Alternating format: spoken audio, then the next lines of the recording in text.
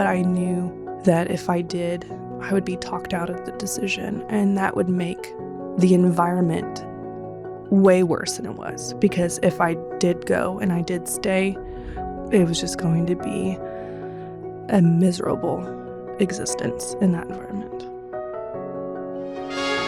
The World Tomorrow. The Worldwide Church of God presents Herbert W. Armstrong. And I'm here to bring you the truth. No one else is telling you the things that God is telling you through me. He's speaking through me. The Lord let me experience what it is to be a new bride.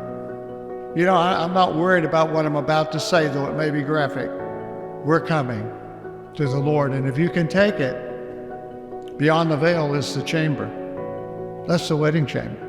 The Lord told me that. Welcome back to the Cult Next Door podcast. I am your co-host, Maddie Lasiter. Before we jump into today's episode, just want to remind everyone, go follow us on our socials. We're on Instagram, Facebook, and TikTok.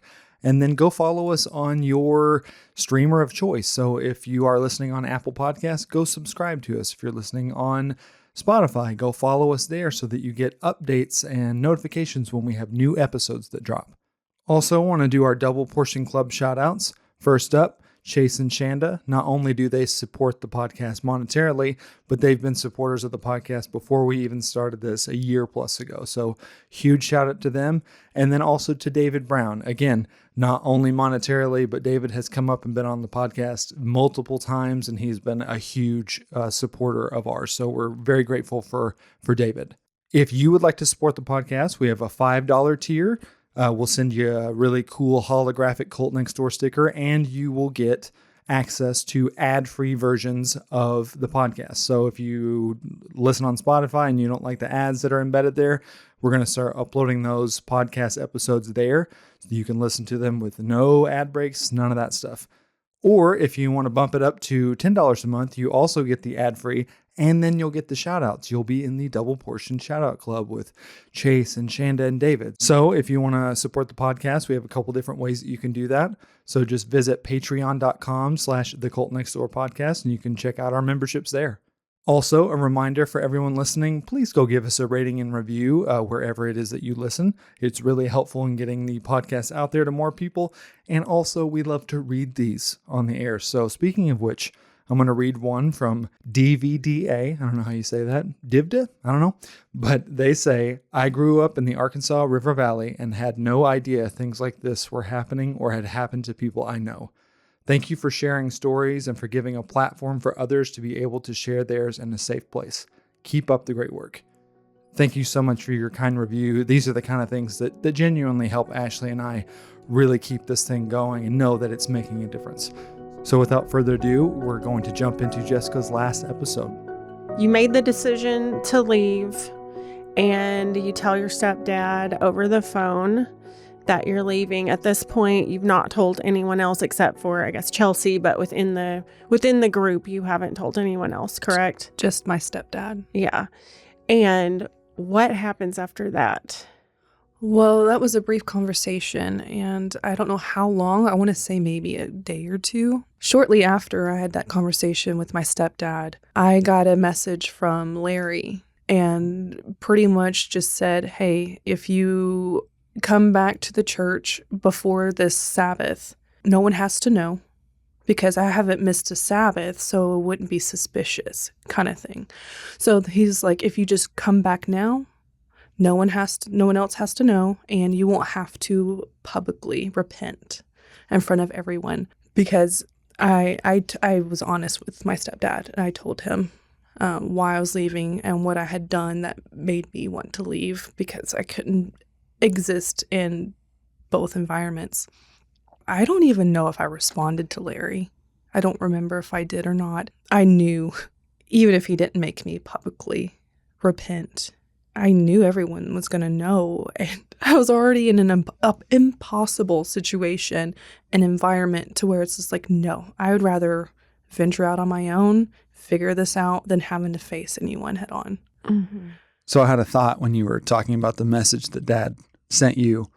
I've wondered, do you think that message was more carrot or stick? And what I mean by that is, do you think it was more a trying to save face and keep you so that it's not an embarrassment and all the things that go with that because you had been there for so long?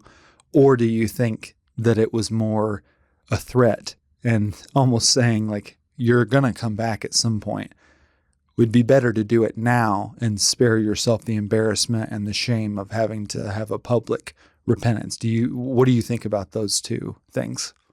Oh, I definitely feel like it was a combination of both. To be honest, I knew it'd be embarrassing for him to lose another member. Like you said, to kind of save face and for it to not look poorly on his behalf of being a pastor and losing another member of his flock. I think that he knew it would be hard for me to accept that and come back in. So he had to soften the blow. It was like, well, it's going to be hard, but it won't be as hard. If you just come back, no one has to know. It's like, everyone already knows. Yeah.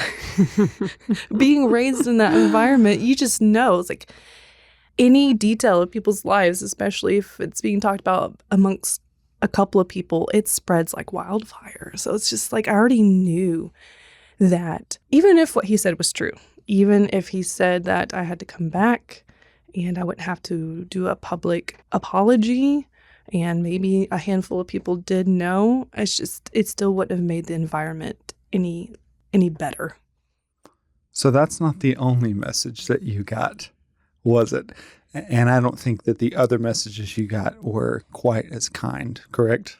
That is correct. Okay. Honestly, I think it was just one other person that had reached out to me after I had left, and it wasn't a good message. It wasn't, hey, I'm trying to bring you back into the fold. There was no, I love you, I miss you, please.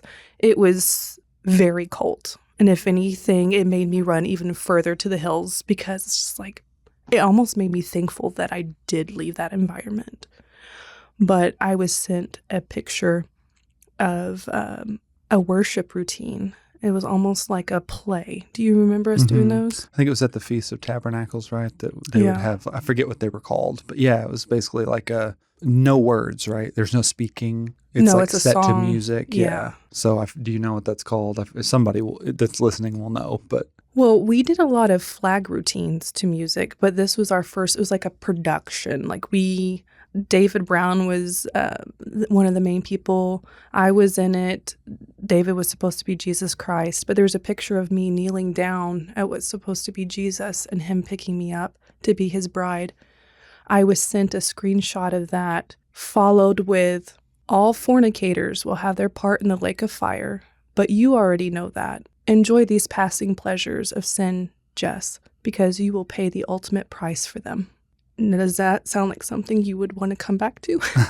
No, and just as an aside, Dad sent me an actual photograph of me getting baptized with a bunch of scriptures that were very condemning and saying, that I made this commitment. And then he put a quote that was supposed to be for me, like, never mind, my convictions are an ever-changing phenomenon. But it's the same. It's the same thing. It's like, instead of this concern because, oh my gosh, like, we are worried about you because you're gonna lose eternal out salvation. No, it's just like, let's just throw as many stones as possible.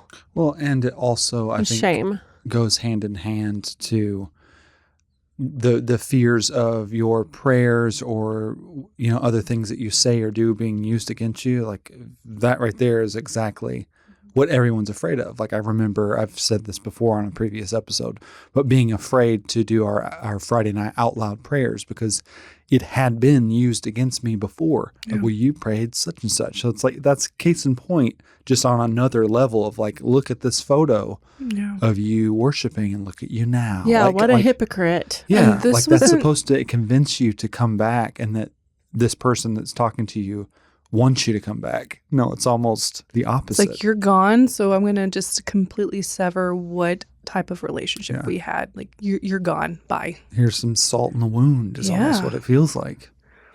There's just nothing loving about that at all. And then The same person messaged me about a month later. No reason to message me other than maybe she was following me on social media and saw something she wasn't happy with. She went from the message I just read to, "Are you completely delusional? You have just betrayed everyone that's ever loved you, including the Lord. Why would any of us be buddies with you? Michael just recently gave me a necklace that he apparently made for you some time back. He had faithfully been preparing to make you his bride. Meanwhile, you're having sex with another man. Disgusting. I'm just glad we found out when we did, instead of after you became a part of our family. You have no shame. Know this, you will reap what you have sown, and that will be a bitter day when you do." So from the time that you left and, you received these messages that you read, you're out of the church and you've moved around a little bit over the few years following, and you had, a couple of relationships not great. Talk about the last relationship you had and kind of how that precipitated your eventual return to Crusade Church. Yeah, I was gone for about 5.5 years. Like you said, a bad string of relationships back to back. Ultimately, there was my last relationship before coming back to Crusade Church. It's very difficult to talk about because I am no stranger to abuse, but my last relationship was heavily abusive physically, mentally, and emotionally. There was multiple physical altercations that had left me to where my sister wanted me to go to the ER and I refused out of fear of him getting in trouble and being asked questions. But at the end of the relationship, we tried to reconcile. I went all the way to Michigan to see him. And at one point, he got very violent with me and had hit me to the point where I couldn't breathe. And it was more than just taking the air out of my lungs. It was just like I'd had him throw me against a wall and knock the breath out of me. This was different. He had punched me so hard in my abdomen that I literally fell off the bed, hit the wall, broke a glass, cut my hand in the process. I didn't even notice that I had cut my hand. I just remember trying to catch my breath and feeling like this might be it. This might be where I die. Like, I remember specifically those thoughts going through my mind and having an immense amount of regrets and thinking, like, if this is how I go, I can't. This can't be it. Trying to catch my breath. And once I was able to do that, it felt like an eternity. I remember jumping up and thinking I have to get as far away from this person as I can because I don't know what else they'll do. After I jumped up and he kind of got in my way, and I remember thinking, I just got to get past him.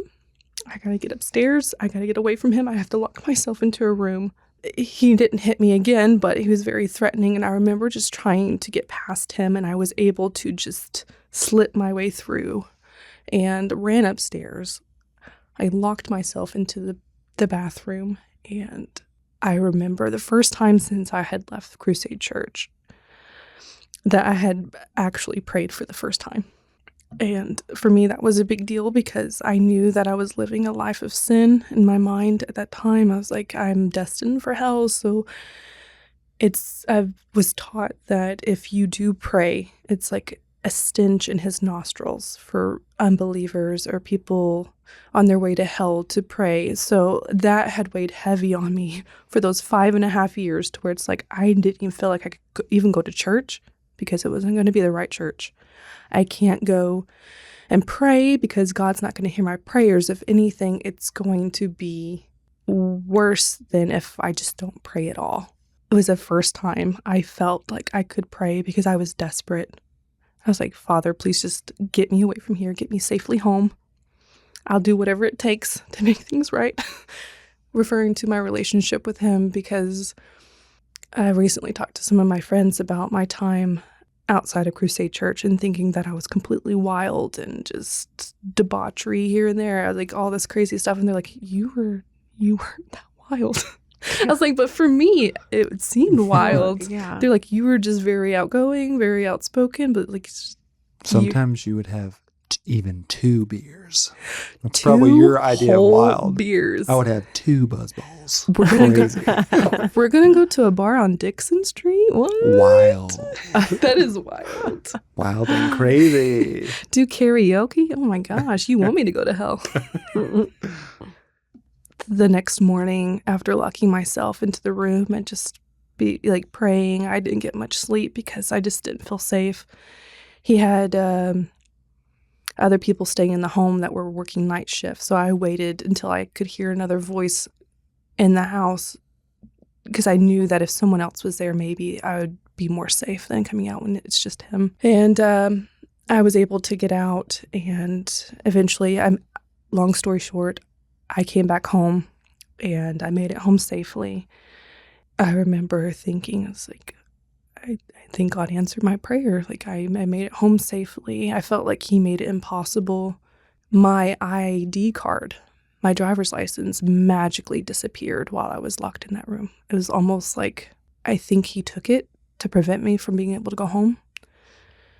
And then after that, I remember contemplating in my mind because I had prayed and I was like, I told God, I was like, I want to get right with you. And I was like, well, how do I do that? Like, I can't keep living the lifestyle that I'm living and comfortably go into a church setting, without being a hypocrite. And I never wanted to be a hypocrite. I've had too much experience with hypocrites to where it's like, I want to be the polar opposite. Like, and also like you left, but you didn't leave Crusade because you no longer believed the tenets. Like you left because it was an environment that you just could not continue to live in, but you still like internalized that as your fault for why you couldn't be there. exactly. Right? Which I think is important because I think just leaving a cult doesn't necessarily mean that you are free from the mind control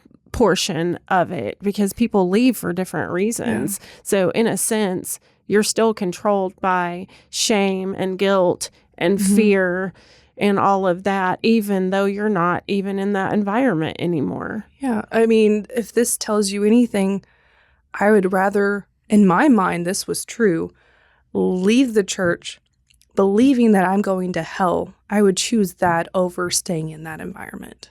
Yeah. Like, I think that speaks volume. Even though I held on to the teachings, it's like in my mind, I've already been revealed the truth. So if I do go to a church, it will have to be something similar, like a Sabbath keeping. Yeah. Because to me, it's not just what I taught, it's what I had gravitated to personally and spiritually, to where it's like, this is what I believe is the truth, whether your dad's the one that's saying it or not. I believed it to be true to the point where I couldn't bring myself to come to church because I'm on the road to hell from what I've been taught in Crusade Church. Unless I changed my life choices. Like, it was almost this thing, like, I wasn't proud of it, but it's like, if I'm going to go to hell, I might as well have fun with it. Well, yeah. So at what point did you reach out to Dad? Was it like right after that happened where you were at that crossroads and you were feeling like your prayers were being answered and it was almost like, sounds like a sign pointing you back to Crusade? Like, when did you reach out to Dad? Yes, that's a great question. But before I reached out to your dad and after my encounter with my ex, there was a couple of instances where I ran into some people from the church, and they were very positive. I remember coming back after that trip just completely wanting something different, because my experiences outside the church is, even though I didn't have the pressure that was on me in the church setting, I just was experiencing bad deals after bad deals, like just bad relationships and just constant like heartbreak and what felt like misery. Is like, well, maybe the world isn't what it's all cracked up to be. Maybe I'm just experiencing it and realizing for myself this is not what I want. I was contemplating reaching out to Larry Which I have to say, the world, by definition, within the Crusade Church is anything outside of the Crusade Church. Exactly. I think also it's like confirmation bias. You're told, oh, it's really dangerous and scary out there and evil and all of these things are lurking in the shadows. And so then you're almost looking for the bad, like you're looking for the scary because that is your only reference point. Yeah. It's like I heard this lady speaking. It's like, if you're looking for imperfections, you will find them. Always. Always. I just feel like everything that I did outside of Crusade Church, I was self-sabotaging in some way because I knew that in my mind, I was confusing what God wanted with what Larry wanted. Mm-hmm. And so, but I did honestly believe that if I was going to get right with God, that would mean for me to go back to Crusade Church. Mm-hmm. So it kind of ties in with what you said. It's just like, Crusade Church is the church. Mm-hmm. And I was like, I couldn't feel good enough about myself if I just went to just any church. Even if I changed my lifestyle, I felt like the only way I could get right with God is if I went to the right church, which in my mind was Crusade Church. And that was the thought of having to face the people after so long was a very heavy thing on my mind. And I think God knew that to the point where it's like I felt like maybe I wanted to go, but I was psyching myself out from actually making that initial step because of the thought of having to face everyone that I hurt and loved. While I was struggling with those thoughts of what to do, I was working at CJ's Burgers in Russellville. And this was shortly after my trip. I had been praying and trying to figure out what to do. And I just took this as a sign. David Brown had come into CJ's Burgers to order lunch. And I remember as soon as I saw him, I got that fight or flight mode that you just, when you're an outsider, it's like you see anyone from the church, you just kind of like, it's like your heart sinks into your stomach and then you just feel like you want to throw up all over the place. I have more of a flight than fight mode, so that tells you anything. But he came in, I remember seeing him and instantly like feeling like, oh no, someone from the church. But he saw me and then instantly greeted me with the biggest smile. And I've always had a soft spot for David Brown. We call him Davy Jones. I just always thought very highly of him. So it was very comforting to have him see me and actually smile and then engage in conversation when usually when I encounter someone from the Crusade Church, and I had known about this even when I was in it, just when people leave, I've heard things where people are just so cold to the people that had left. It's just like, you're no longer one of us, and you're not just not one of us, but you're an enemy. Mm-hmm. To where it's like you have to be cold. Like some of the people in the church were even that cold with some of the children that were involved. It's heartbreaking, but that was the common thing to encounter when you came in contact with people from the church. Not always, but I was very thankful that it was David, and he even talked to me and made me feel comfortable, and it was a nice visit. And then not even a week later, I want to say, I ran into a single mom and her daughter outside of Walmart. I had seen them, I think at this point, before I worked at CJ's, I was working at IHOP. And they instantly like waved me over. They were smiling, excited to see me. So I was like, well, I love these people. I'm not going to deny that if they want to talk to me, I'm over the moon. I would love that. So I was talking with them and they were asking me how I was doing. And I even told them about how I just ran into Davy Jones and how I've been thinking about coming back to the church, but I'm having dreams where like it ends up good, it ends up bad, and maybe at the time I was too reliant on what my dreams meant that I was letting that persuade my decisions, which is that's not a good thing. But I told her about me wanting to come back to the church, and she seemed very excited about that. She's like, you just message him today. Like, just go home, message him today, and, just see how it goes. And so she was very encouraging. And then I got to thinking when I got home, I was like, well, I had that situation happen. I prayed, and now I'm running into 2 people back to back, and they're encouraging me to reach out to Larry. So I did. I reached out to Larry and basically said, hey, I've been having thoughts about coming back to the church. I was wondering if you'd be willing to talk with me or meet up with me. And I don't remember word for word, but pretty much told me that he was excited to hear from me and that he would love to get together with me and talk. So this is 2018.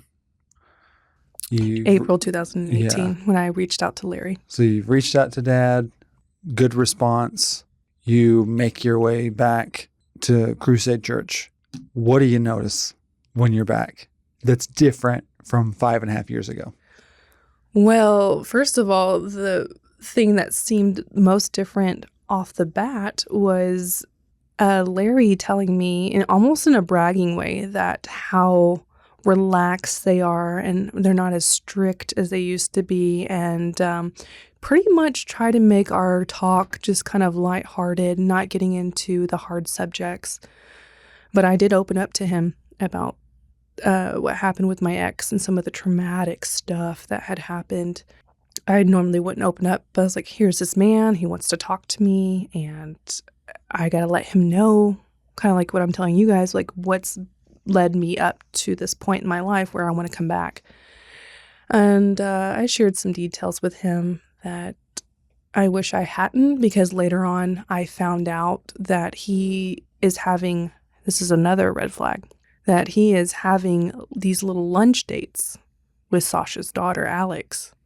And on these lunch dates, it's just one-on-one. And when I came back into the church, I got really close with Alex, and she would tell me some of the things that Larry would tell her on these luncheons. Basically, people who are going to him for private counseling and confidence, he's just telling this little teenager all of these horrible details. And one thing is I found out was that he had told her about the things that I confided in him with what happened with my ex. And I was like, these aren't things a teenage girl needs to hear. Like this. But even so, you're talking to your pastor, which there's an implied confidentiality. Yes, there's an implied confidentiality.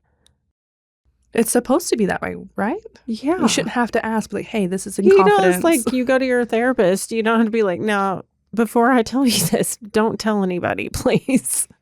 No, it's like that. Attorneys, pastors, priests, like it's. I mean, that's like the premise for a Curb Your Enthusiasm episode. Larry David finds out that his therapist is sharing during his lunches. Like, not in no way is this a normal or good thing. No, that should be happening. No. But it's power for him. I think that goes to the point of, like how grooming. Yes, and how narcissists, how they function in the world. That was power, like getting something from you that's private, and then he can decide how he wants to disseminate this. No, and I think a lot of those luncheons with Alex was was pretty much just his process of grooming her.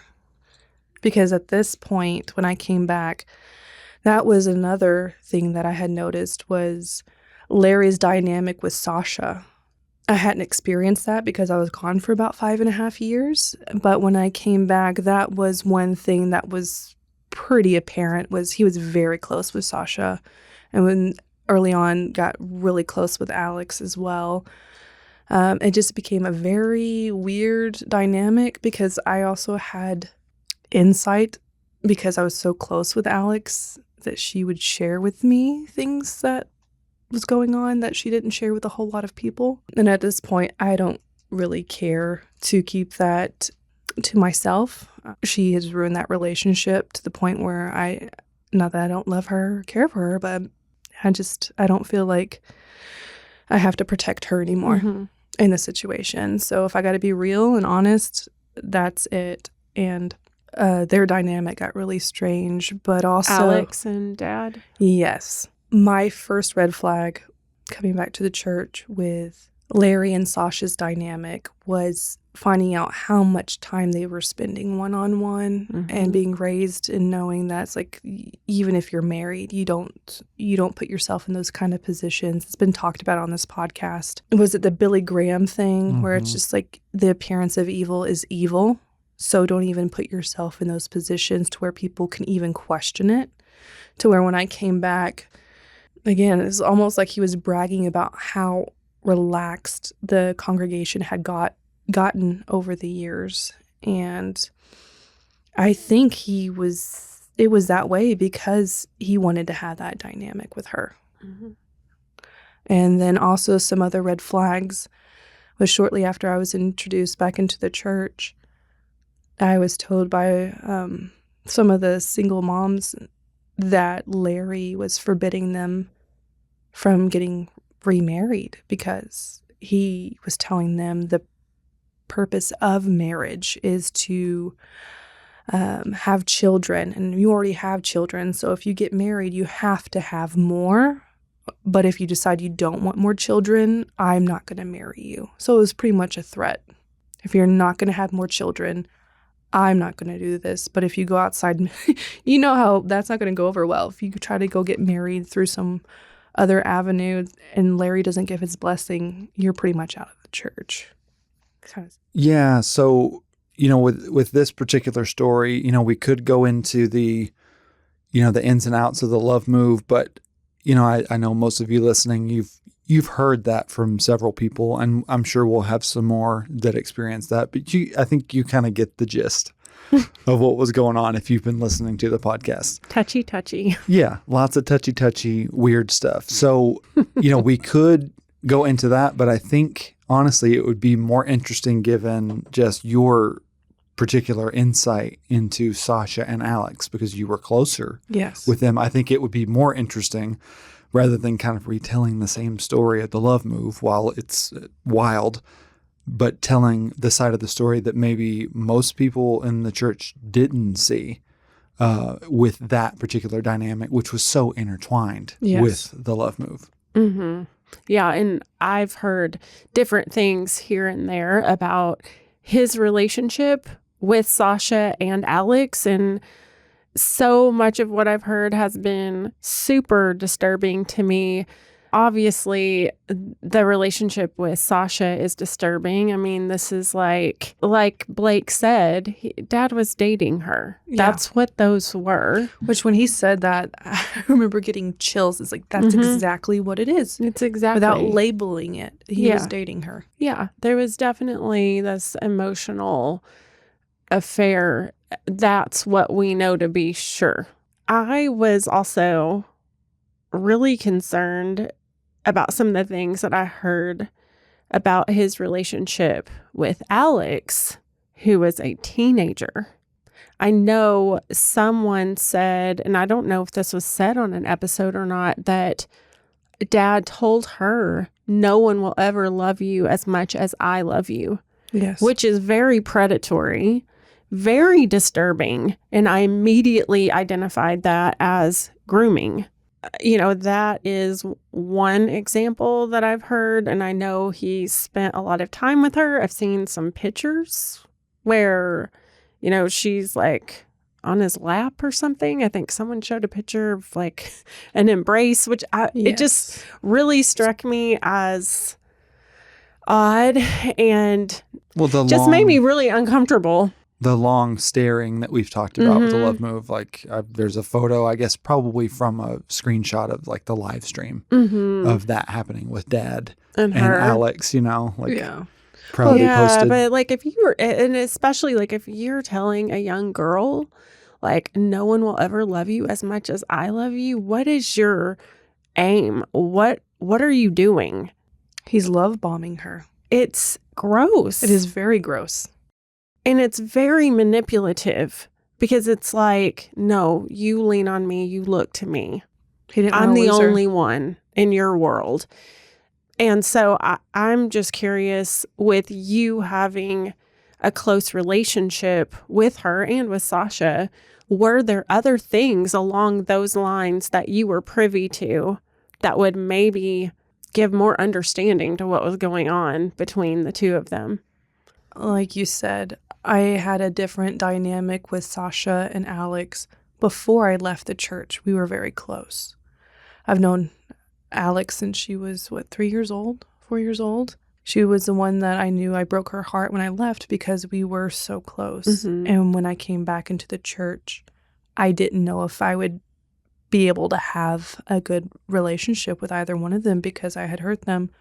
But when I did come back into the church and was welcomed back, I think Sasha was the first one to have me over, even before my first Sabbath back, to have me over for dinner. And Alex was there, and she had told me, she's like, I honestly thought I was going to have a hard time forgiving you. She said, but now that you're back, she's like, I'm just over the moon to have you back in my life. It was a very positive introduction back into the church. I don't recall anything negative from anyone, but I remember just being so comforted by knowing that those relationships, even though I had done a lot of harm, they still loved me and welcomed me back without any hesitation, and that meant a lot. And I think from the moment I came back, it's like Sasha took me under her wing again, and Alex and I got close as well. And like you said, I had a different dynamic with them than most of the other people in the congregation, to the point where while I was back, Alex started counseling with Michael, and she started counseling him quite a bit right before we got married. But when there were situations she didn't feel comfortable talking to Michael about, she would talk to me and confide in me. And I remember when I came back to the church, I had it in my mind that I want to be someone that these girls can come to, if the younger girls, if they need someone to talk to and have a safe space and nothing leave our conversation. Basically, I had the mindset of being the person for these young girls that I wish I had while I was there. And so it's pretty much like everything that I had experienced in that environment, the church, and then with my family, I was completely the opposite and driven the other way, to where it's like, I'm not going to go along with how things are being handled, even if it meant being pulled aside and getting onto. It's like, you can do that, but you're not going to force me to treat these young ladies the way that you treated me. I just couldn't do that. And I wasn't going to interject myself into that role either. I just wanted them to know, if you needed someone, you can come to me. And Alex did. We had a really good connection. We had, she was like my little sister. And I had a inside view of her dynamic with Larry because she was talking about it so much and telling me that she was going on these lunch dates with Larry, and then coming and telling me. I remember there was a time or two where I had to cut her off. It's like, I don't want to know this. Like, you're sharing people's personal information. He would take Sasha and he would take Alex out on lunch dates separately, but I do not recall him ever doing that with any of the other women in the church. Do you? No, and maybe there had been a time or two, but I mean, he didn't make it a frequent thing. I was going to say, if he did, let's not even act like there's a comparison between the two. Yeah. Like, everybody in the church and even people outside of the church noticed the different dynamic that Dad had with these two. Yeah, it was a known thing at that point. I mean, if you want to get down to it, here I am coming back from the world, if you want to put it that way, seeing their dynamic and thinking, this isn't okay. Coming from if you want to say it, a worldly mind point. But that probably just has to do with me knowing Larry and the values that he instilled in the church, hammering that home to the point where it's just like he's doing the complete opposite. Nothing's really making sense as to why this is justifiable. Why are you changing your mind all of a sudden? I didn't think about it as grooming until the church fell apart, and knowing what we know about narcissism, flying monkeys, it's just in a cult environment, the narcissistic leader has to groom. And I think of my entire experience within Crusade Church, I've never seen him groom anyone the way I saw him groom Alex. And even I'm going to couple Sasha in that too, because he was grooming her as well. But other than sharing information as far as personal counseling, this is just, can you just take a moment and realize how inappropriate that is? I think you mentioned it, but it's like you can't even go to your own pastor in confidence. Well, it's like not only is he not keeping, he's telling this child all this information. And these are things that are very heavy for adults to wrap their mind around. It's like, I don't know what your dad was thinking other than the grooming mindset. Well, they were spending a lot of time together outside of the lunch dates as well, right? Yes, and I think that had to do with his dynamic with Sasha. I think since they were getting close and their relationship was what I would consider highly inappropriate, I think maybe he felt an obligation to spend more time with Alex because of his emotional state with Sasha. And we have talked about the spiritual lineage, correct? Yes, I believe so, which we can quickly recap. Dad at some point declared that there were a few people in the church that were not just like his spiritual children. He kind of always had that thing going on, like, oh, my son in the Lord type stuff, where it changed to, no, like legit, like this person is in my spiritual lineage as much as I am or you. Yeah. I think we even talked about them changing that on Facebook too. Like, this is my dad, this is my daughter. Yeah, maybe we discussed that when Liz was on, I think. But yeah, that was an ongoing situation. And that gets pretty sketchy too.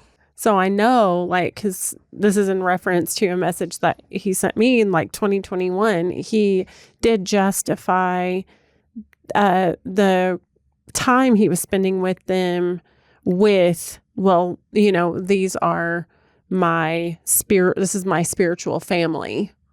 This is actually my daughter, and this is my granddaughter, and therefore I'm spending this time. Which I thought it was kind of suspicious that had happened. Their relationship started before this revelation that she was his daughter through the lineage, or whatever bullshit thing he came up with. Like, to be honest, like it's confusing because it's meant to be confusing. Narcissists, that's one of their tools, is just to confuse and distort. Their dynamic was unhealthy before.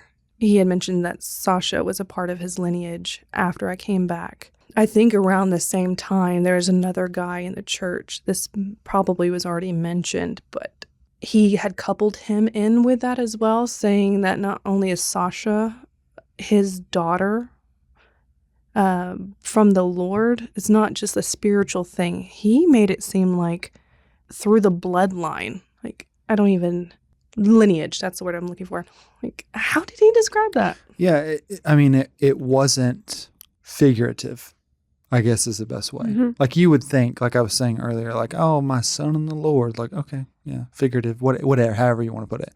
That was not the way that this was being handled. This was being handled as if, like, nope, this is actually your family, my family, that kind of thing. And he used that to justify his inappropriate relationship. I remember hearing firsthand that this is my daughter and this shouldn't be questioned.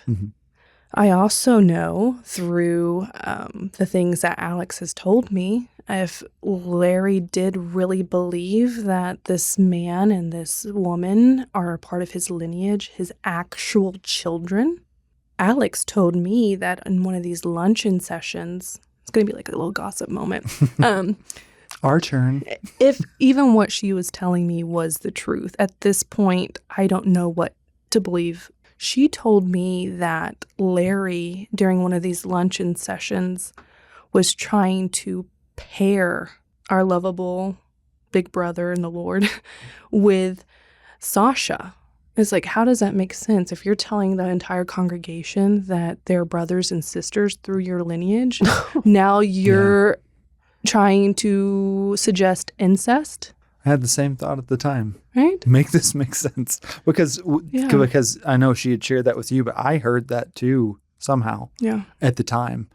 And of course I wasn't surprised because that was like a normal thing for Dad to do. But I'm just going to refer to him as Teddy Bear because he's, like you said, he's like so pure and so innocent. And I have nothing but positive feelings towards him. But was that just a ruse anyway? Was that a cover? Obviously, I can't speak for him, but I believe he was having an affair with her. Whether it was physical and emotional or just emotional, I don't know. But we know what we know, right? Mm-hmm.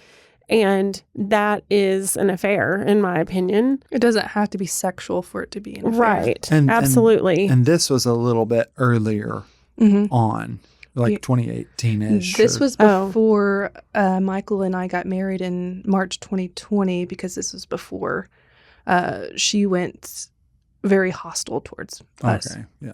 This is when she was still confiding in me. I just think that might have been a cover because he was emotionally invested in her. So the idea of marrying her off to someone else, like, I don't buy that at all. Well, I think that's what you just said makes complete sense. Why else would he get really weird about marrying off the single mothers in the church? Mm-hmm. And like, I'm really confused about the way that he was interacting with Sasha and Alex being mother-daughter, because he's grooming both of them by building trust and creating emotional dependency through manipulation and charm and all of this stuff, and being very attentive to them. Like, he had this ability with them to be super attentive, but not being able to be attentive with our own mom, like his wife, But there he was, being attentive, generous, understanding, a listening ear, making them feel special and valued, creating that dependency on him so that he can exert control. I'm just confused about why was it specifically those two? Why both of them? If that makes any sense. No, that does make sense. To go back to what you said about how he was treating his own family, I think that's worth mentioning, because even though he's telling the entire congregation, this is my real daughter in the faith, which meant that Alex is his real granddaughter. Mm-hmm. And he already has grandchildren at this point. But me being in that environment as long as I did, like, I could even tell like how intimate he was with Sasha and Alex. My lifetime of being in Crusade Church, I don't ever recall him being that intimate with any of his other children, his grandchildren, or even his own wife. Like, the amount of times I had gone over to the Lasiter house, I think that's my name too, but at the time it wasn't, and seeing either Alex or Sasha cuddled up in his lap. Like, I even remember at a point I was like, this is too much. You're grown-ass women. He's not even cradling his own family like this. How do you make that acceptable in your own mind? Be like, hey, I'm sitting in this grown man's lap. He's married, but it's okay because God wants it to happen. Like, I can't even justify that in my head. I couldn't do that. Do you guys think that he saw them as easy targets? Is that part of it? Because once you groom someone in that way and they're susceptible to the grooming, then, they become reliant on the narcissist, the person that's grooming, for validation and approval, and that makes them way easier to be manipulated. I don't know if it was like, well, I can't really do this with my own family. I think he was trying to find a replacement family. Someone who's giving him supply that he can exploit Like, I just don't really understand why. What are your Maybe- thoughts? I mean, this is complete just conjecture on my part. But I think that he was not getting the supply that he needed from the family anymore. Mm. And because, we were all, grown, and we weren't in the same way hanging on Dad's every word. Like, we're all, like, we have our own houses, and we're Y'all are married off. married, and, all of this stuff. Like, we're just living adult lives. And he had them at the ready. Not that they weren't, not that Sasha wasn't an adult, you know what I mean? Yeah. But it's a completely different dynamic. Single mom. Also, When you we have a talked daughter. about her borderline personality, Yes. which was lending itself to those things with Dad. And I Yeah. also think Larry, as a narcissist, he has an eye for figuring out the broken people that are more susceptible to his control. And I think he realized, especially knowing what Sasha had gone through with her exes and in her family life, that she might be more susceptible to being controlled than most people. Because again, when you go and do the research with people with borderline and narcissism, it's been a while since I had listened to the videos, but it's a very toxic dynamic because you have one that wants to control and you have the other one that needs control. They have abandonment issues. I feel like that's something that they mutually share, is the abandonment issues and the fear of being alone. But I feel like with the borderline, you're more of a submissive than the narcissist, because the narcissist wants control. And I think with borderline, not speaking from experience, just from what I've learned and also from studying psychology myself, it's a dynamic that it's very explosive and there's nothing healthy about it. Yeah, I think that the volatility of that relationship as Dad got deeper into it was exciting to him. And the part of the reason I think that is because, as you can attest to, Jess, their relationship was nothing like what it became for years and years. Yeah. Before, like Sasha and Alex had been there. I think they came in 2005 or 6, something like that. 2005 was their first feast. Yeah. So they had been there. This isn't like a new person and then we're off to the races. No, like they had been there and it was not like this. Maybe there were some, weird dynamics here and there, but it was not like what it became at all. There was a sudden shift. And I think that was because of the counseling sessions that Dad started to have with her. Yeah. And then that dynamic of the volatility and, like you said, the explosiveness that got revealed. And I think there was a certain excitement of that volatility and then needing to be needed. Like it was just this weird dynamic that came to light, and then they both seemed to really latch on to that. And she needed approval and attention and love and all of that, I'm assuming. And he was giving that. Yeah. But I mean, in a really desperate way. It was very apparent too. It's even during the love movement, I was accepting of a lot of things. Some of it was very cringy and I didn't participate in, but I didn't want to question it as well. I was just thankful. It's you keep the creepy, touchy stuff over there and we're fine. But the amount of times that I would go over to the Lasiter house and I would see either Sasha or Alex just not even just sitting, just kind of cradled like a baby in his arms for long periods of time, just cradling and rocking. And it's when you see grown women doing that with a grown man who's married, it's just, even with all the brainwashing, there's something going off in your head. It's this isn't right. And Mom was in the room. Yeah, correct? She was sitting right there just having to deal with it. I remember at one point when Michael and I started courting, I almost felt like it was intentional because we were courting. Even though Michael and I had slow danced at church and stuff during the move, we had a little bit more leniency, I feel like, during that time because we were courting during the love movement. That I never did it on my own, but Michael would come and get me and dance with me, and I was I'm not going to argue. But it just got really weird because then she got fixated with cuddling up in Michael's lap. Who did? Alex. Mm. I never saw Sasha. I think Michael tried to put his arms around Sasha in a comforting, loving way one Friday night. And this was after Larry has said publicly, it does not matter what it looks like.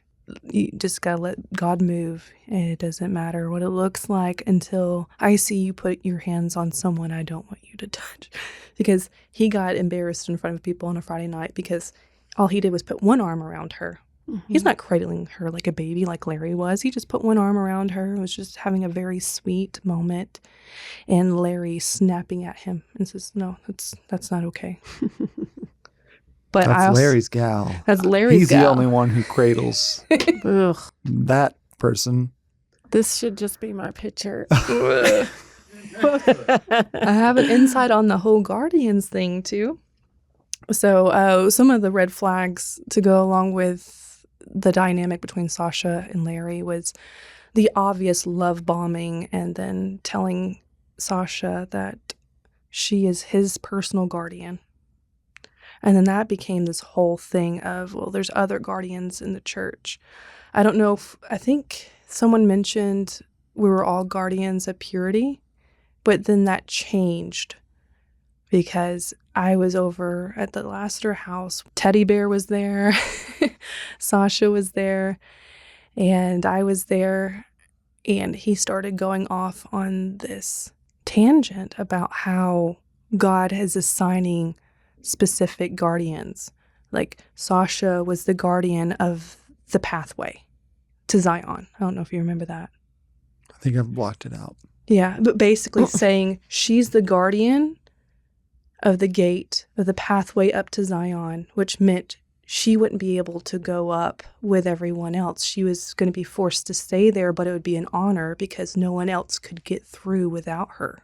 Ugh, it just gives me chills thinking about it. It's just... Well, I don't even understand what we're talking about. Going up to Zion. Hey, what? You're where we all were 4 years ago. You just nod Welcome. and wave. But it was like part of the talk of the love movement is like, we're on our way to Zion.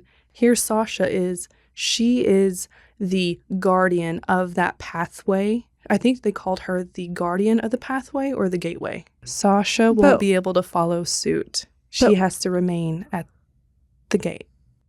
So you're confused about is the this like pathway in heaven? general. Is this like after you die? What are we talking Okay, about? so there were It's confusing. This is just what I remember him there assigning. were these, dreams and visions. We've talked about some of them, like, oh, I see a highway. And listen, there were so many of these coming so fast that we can't keep up with them. Uh-huh. But there were lots of things like, oh, it's been revealed from the Lord in a dream or a vision that, oh, we're all on this highway and we're headed here and we're the latter rain and we're this and we're that and we're headed to Zion and whatever that means. Like, thank you for a lot of ambiguity. So when you are confused, we also were and are about that. It was so much information incoming during that time that was outrageous how much there was. But yeah, we don't know specifically, but it had something to do with playing off of these dreams and visions and like revelations that Dad and other people like Sasha were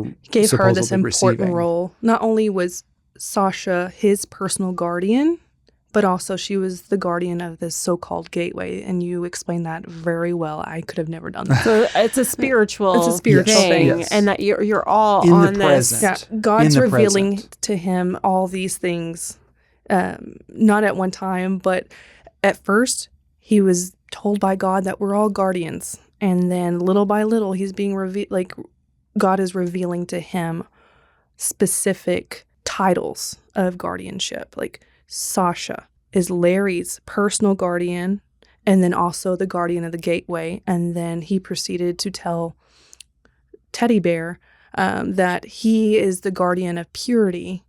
And I remember just sitting there like, okay. And he looked at me and he said, you're a guardian too. God just has not told me of what yet. And then I never heard anything else about that. What am I supposed to be guarding? Yeah. Can we find out? Yeah, I want to I know. need to find out what it was. Oh, okay. Yeah. So, but to clarify, like this wasn't like a future thing. This was in the present, but spiritual. It has We're to do on with the this workings of pathway. the church. Yeah, we're on this pathway. Is and blah, blah, Zion blah. like being one with God, or what is Zion? I Did don't he know. not explain it? You're like, we're all just going. Oh, yeah. Wherever it is, we're on our way. Whether This it be reminds me of, come on, we're all streaking. And there's nobody else coming. Is that Will Ferrell? Yeah, old school. Yeah. Yeah, it's kind of like Streak. that. Yeah, I don't know.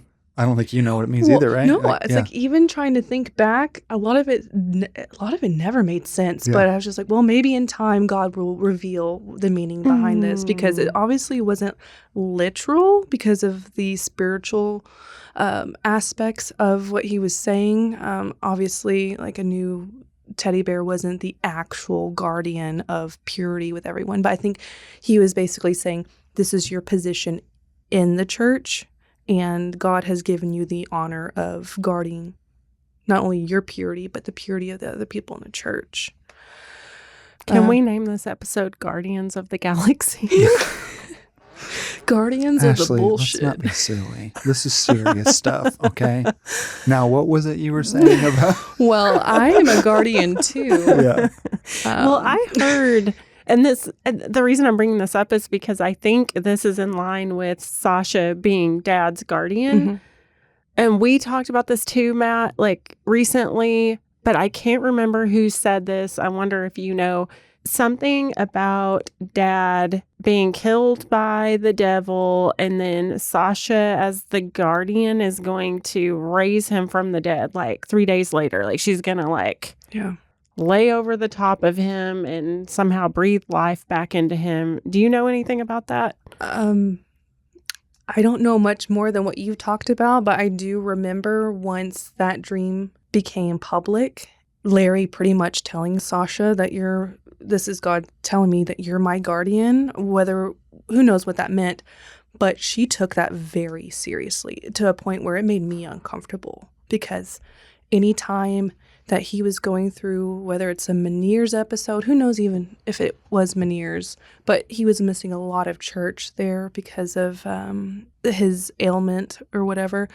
But anytime he wouldn't show up to church, Sasha would just freak out and like, well, I gotta go pray for him. And I think there was times where Larry specifically asked for Sasha to come and pray for him. Like she had this special ability. I think just personally, like it was just an excuse to spend more time with her. Right after COVID, this is when things were really like heavy. We had our first holy day back as a congregation after being away from each other for so long. I want to say it was Pentecost. Was Pentecost the first holiday? That's right. Yeah. I think that's right. It's like the first weekend that we got back together. I was in the kitchen and Treon's going through the line to make a plate for Larry because he's homesick. And so she's like, I'm going to do my wifely duties and I'm going to come through and pick out a plate of food for him. And I remember while she was making the plate, I was cutting lemons in the kitchen, which is right in front of where the table is. So I'm completely right in front of them. 3 feet away. Yeah. And I hear Sasha arguing with Treon, like, oh, well, I'll take it to him. And she's like, no. I remember thinking Treon had so much love and patience with this woman, and Sasha didn't even deserve how kind she was to her. But I remember Treon just staying completely calm and just making the plate. She's like, no, I'm going to make this plate. I'm going to bring it to him. And Sasha got so aggressive. Again, I don't say anything to anyone, but I was a second away from stepping in. Like, you hurt her. Leave her alone. Like, badgering her. Just basically saying, I want to take this to Larry. And I think she was just kind of, Treon was a little stern, but also sweet. It's like, no, I'm going to take this. And I remember Sasha getting so livid and stomping off.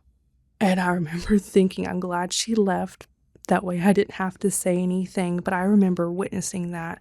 And it was very weird and unhealthy. So you're not even going to let this man's wife bring him a plate of food? Because her place is beside him. Like, she's been told this. Yeah. I mean, she's completely, I'm not saying she's not without blame here, but she's been completely manipulated by this person. Yeah, and at this point, he's just cranking it to an 11 on all the love bombing and how much I need you, not just physically, but spiritually. Your presence is crucial. Yeah. And another thing that people, I don't know if they've mentioned this, but while Larry was going absolutely bananas over the whole COVID stuff, hyper paranoid, refusing Treon to visit her own children, her own grandchildren. Meanwhile, not just me, other people in the congregation is seeing Larry out one-on-one with Sasha and Alex. Not even doing the 6 feet thing at one point. No way, Yeah. because Sasha is a nurse. Yeah. So was she not working in healthcare during COVID? Because that would have been, I mean, that would have been the one person that you probably don't want to be around at that point if you're that worried about contracting COVID. Exactly. It was very bizarre.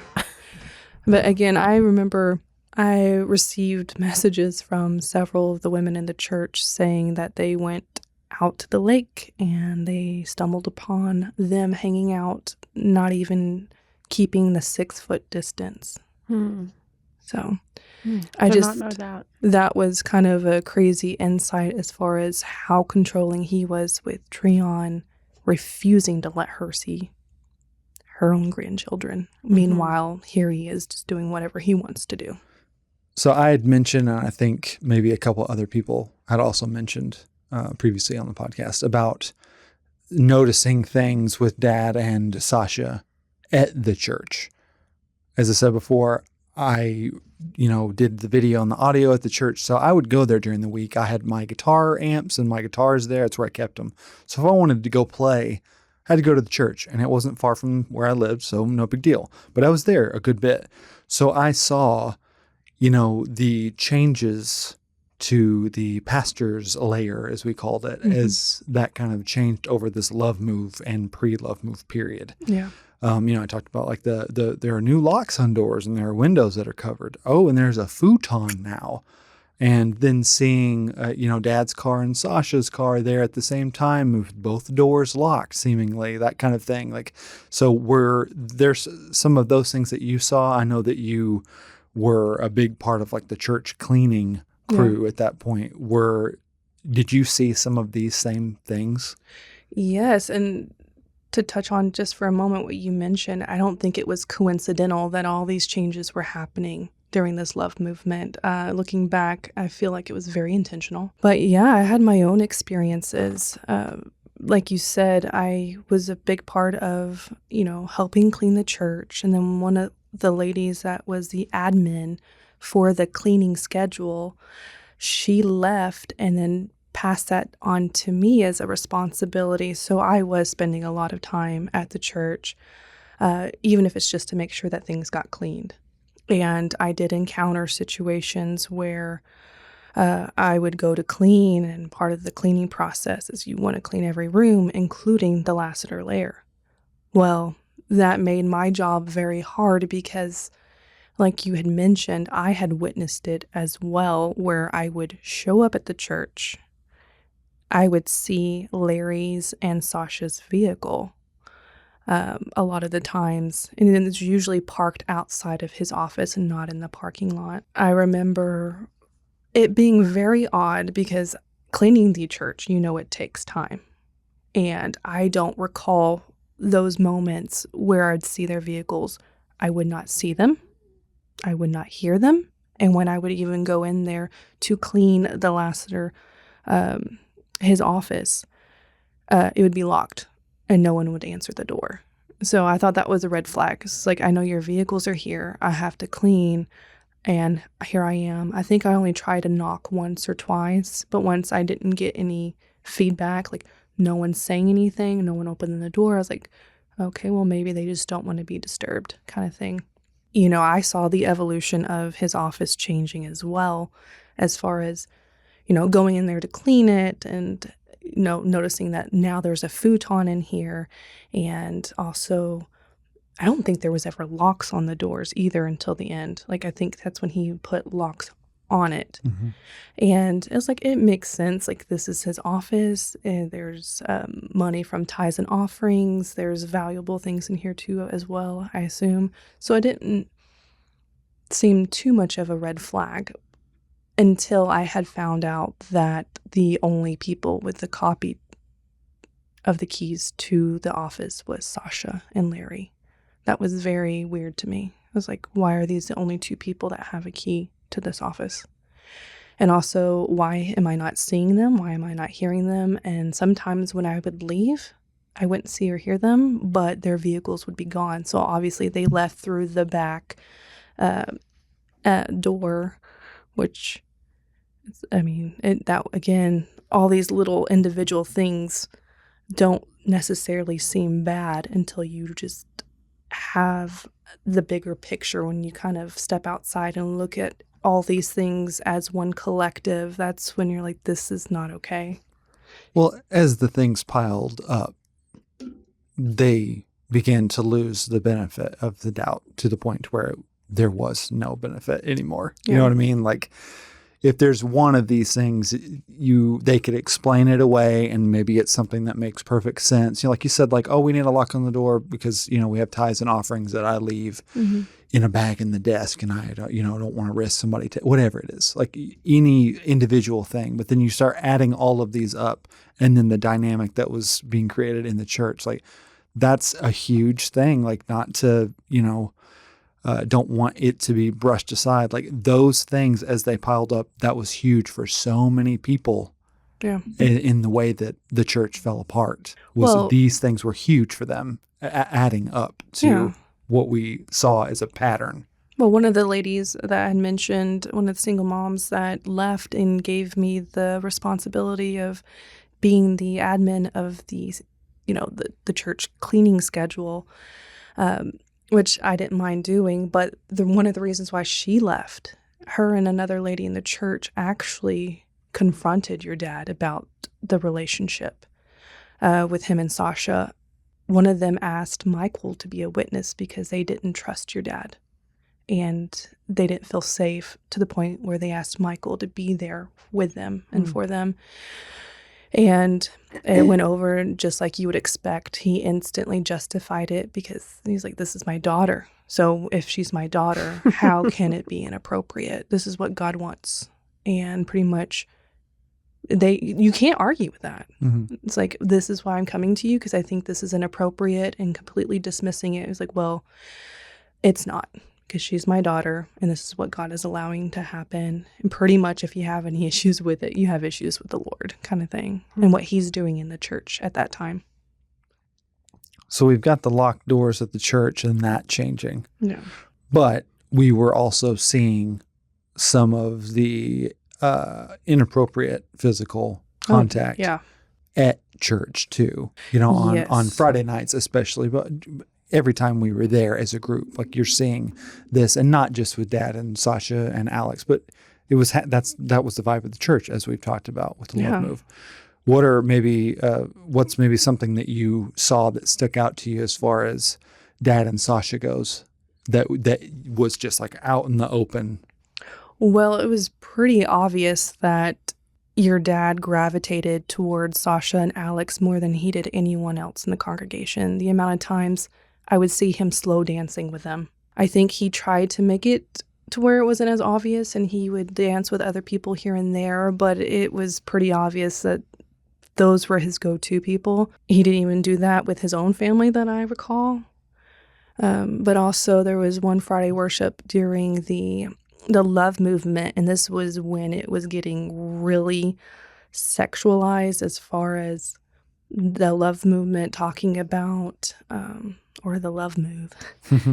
And Larry was talking about the bridal chamber and the love seat, and basically saying, like, we're all in this together, and without actually saying it, but it's being implied.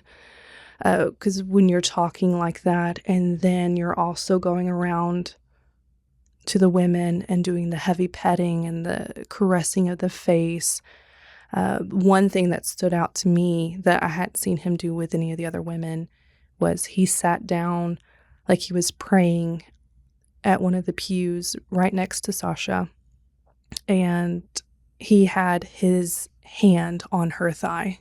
And I don't remember if he was just like rubbing her leg or if it was just sitting there, but I remember thinking, it's like, that's not okay. Like, I don't think I've seen him do that. That's a level of comfort that takes a little bit of time to get to, doesn't it? During this love movement, they're spending one-on-one time, walking around the church, holding hands. Y'all touched on this, I think, a couple episodes back. I heard this through Michael. He was walking around the church, holding hands with Sasha, and pretty much like praying and singing, and then it turning into praying. And then they went into the church and walked down the aisle together onto the stage. And I don't know if they just sat there together or they laid down. I want to say they laid down on the stage, holding each other and just soaking in what God was doing. And then going home from doing that, holding back, to my knowledge, no details. Like, what I'm telling you is what was relayed to me through Michael. So he was brave enough to, that's not even the word. He was brazen to the point where it's like he's coming home and he's bragging about it in front of your mother. He was invincible. He thought he could do anything, is what I get from all of these stories. Untouchable.